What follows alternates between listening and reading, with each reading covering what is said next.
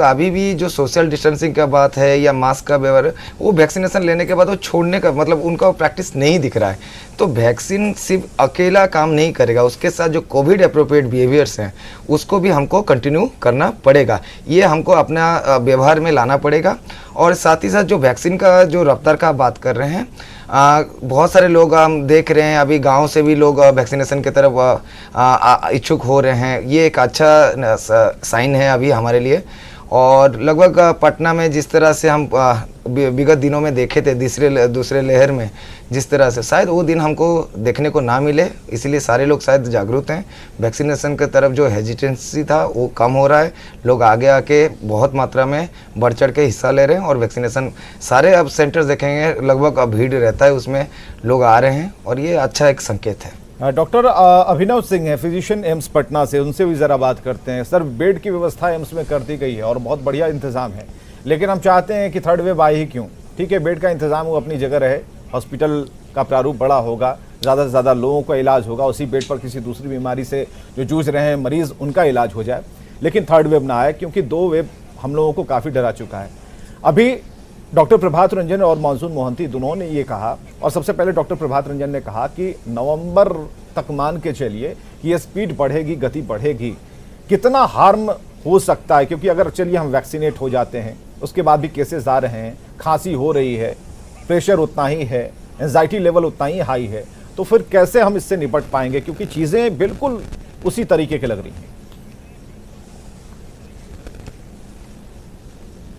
हाँ, देखिए, second wave का एक्सपीरियंस जो हमारा कहता है कि जो लोग वैक्सीनेटेड थे उनमें ये सीवियरिटी बहुत कम पाया गया है कंपेयर टू अदर सेक्शन जो वैक्सीनेटेड नहीं था। जी जी। इवन हेल्थ केयर वर्कर्स भी पॉजिटिव हुए थे, लेकिन वो खांसी और बुखार से ही ठीक हो गए, उतना सीवियर नहीं हुए, उनको आईसीयू जाने की नौबत, वो वाला सेक्शन तो बहुत छोटा था।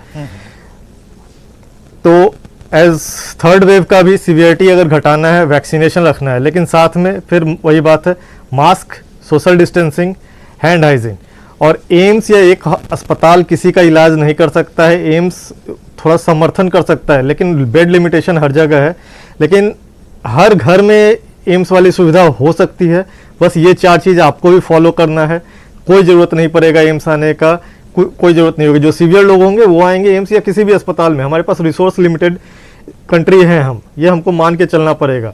हो ये रहा है कि अगर सारे अस्पतालों में सिर्फ कोविड का इलाज होगा तो दूसरे बीमारियों का क्या होगा। कैंसर जो फर्स्ट स्टेज में है वो बीमारी छूट जाता है, वो 3-4 महीने में वो लास्ट स्टेज में पहुंच जाता है। तो इस चीज़ों को हम लोगों को ध्यान देना होगा, जिम्मेवार बनना होगा एज अ नागरिक, as a citizen of the country, as a human being. मानवता खतरे में है पूरी दुनिया की। तो ये जब तक ये 3-4 चीज हम करते रहेंगे, मास्क चेहरे से हटकर अब लोगों की ठुड्डियों पर आ चुका है, इसे फिर चढ़ाने की जरूरत है, लेकिन जो अवेयरनेस है वो लोगों को खुद लानी होगी। हमारे आपके कहने से कितना प्रभाव पड़ेगा? हम तो बराबर कह रहे हैं, बराबर कार्यक्रम चला रहे हैं, आधे घंटे, 1-1 घंटे का कार्यक्रम चला रहे हैं, लोगों से बातचीत कर रहे हैं। आप जैसे तमाम जो बड़े डॉक्टर्स हैं सभी लोगों की टीमों को बुला रहे हैं, इसलिए कि उन्हें समझाया जा सके। लेकिन जो मास्क ठुड्डी पर आ गया है, इस जगह पर चिन्ह पर आकर लटका हुआ है, वो कब कान से टूट कर गिर जाएगा उसका धागा। तो लोग तो यही चाह रहे हैं कि जल्दी से जल्दी मास्क से मुक्ति मिले।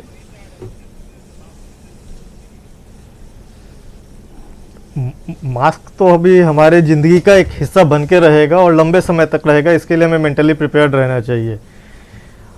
और मैं सेकेंड वेव का खुद पर्सनल एक्सपीरियंस बताता हूँ। ऐसा कोई भी परिवार नहीं होगा जिसने मौत नहीं देखा है या श्राद्ध का भोज नहीं अटेंड किया है।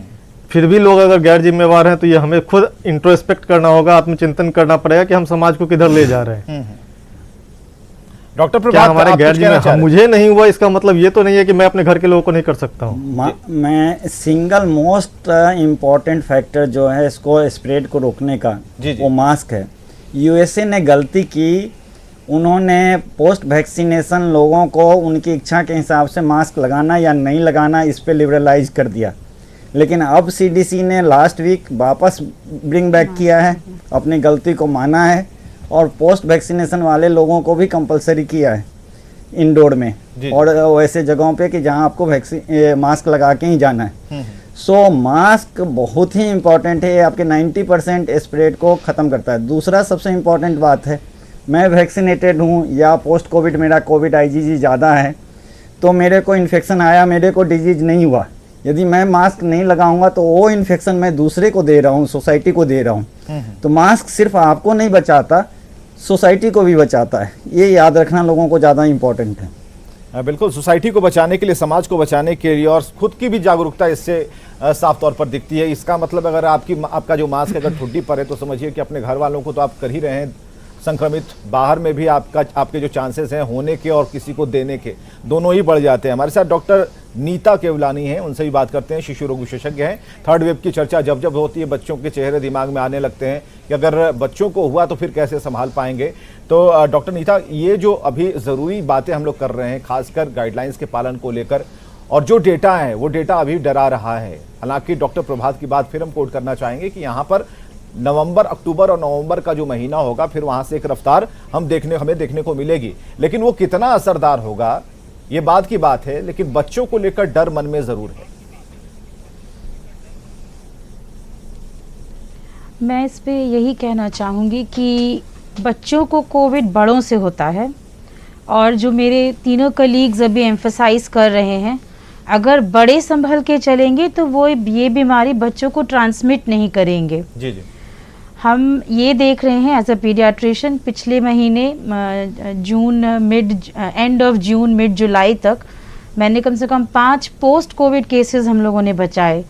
एक बीमारी है multi system inflammatory syndrome in children. जी जी, तो ये देखा गया कि कोविड से उतनी प्रॉब्लम नहीं हुई बच्चों को, लेकिन पोस्ट कोविड कॉम्प्लिकेशन जो ये करीब 4 से 6 हफ्ते अप टू 8 वीक्स देखा जा रहा है बच्चों में जी। इसमें इन्फेक्शन नहीं है, लेकिन इन्फेक्शन का जो रेसिडुअल इफेक्ट है उससे एक बॉडी में तूफान आता है और बच्चे बहुत सिक हो जाते हैं। हमारे अपने अस्पताल में हम लोगों ने 5 बच्चों को मौत के मुंह से निकाला है इस बीमारी से। जी। और बाकी अस्पताल कुर्जी, वात्सल्य और इनफैक्ट देश के बाकी हिस्सों में भी केस रिपोर्ट्स छप रही थी इस प्रॉब्लम की। जी। तो एज सच बड़ों और इन सभी बच्चों में ये पाया गया कि घर के किसी मेंबर को कोविड हुआ था, बुखार आया था, बच्चे को भी माइल्ड फीवर आया था, माता पिता की जांच हुई और अज्यूम कर लिया गया कि बच्चे को भी कोविड ही हुआ होगा ना। माता पिता को हो सकता है कि दिक्कत ज़्यादा हुई, बच्चे को उतनी नहीं हुई, लेकिन 2-2.5 महीने बाद पोस्ट कोविड उसी बच्चे को होता है तो वो जानलेवा हो जा रहा है। तो मैं आपके प्रोग्राम के जरिए जो जनता सुन रही है, मैं उनको ये बता देना चाहती हूँ कि हमें बच्चों के केस में सिर्फ कोविड से नहीं डरना है, लेकिन कोविड होने के कम से कम 2 से 2.5 महीने बाद तक हो जाने वाली इस प्रॉब्लम को, जिसको MIS-C कहते हैं, उसके लिए बहुत संभल के रहना है। बिकॉज कोविड का डेथ रेट उतना नहीं है जितना MIS-C में बच्चे सीरियस हो जा रहे हैं, वेंटिलेटर पे चले जा रहे हैं और सिक हो जा रहे हैं। तो जनता को ये समझना होगा कि अपने बच्चे, देखिए उनका तो सब कुछ छिन चुका है कोविड के चलते। बिल्कुल। न प्री स्कूल वाले बच्चे प्री स्कूल जा पा रहे हैं, न जो बच्चे पढ़ रहे हैं बड़ी क्लासों में वो आगे बढ़ पा रहे हैं। अपने OPD में मैं जो अभी प्रॉब्लम्स देख रही हूँ वो है चिड़चिड़ापन, मोटापा, ठीक है। ऑनलाइन क्लासेस हो रही हैं तो बच्चे लिख नहीं रहे हैं, तो लिखावट में इतनी गिरावट, स्पेलिंग मिस्टेक्स, तो ये सब भी हम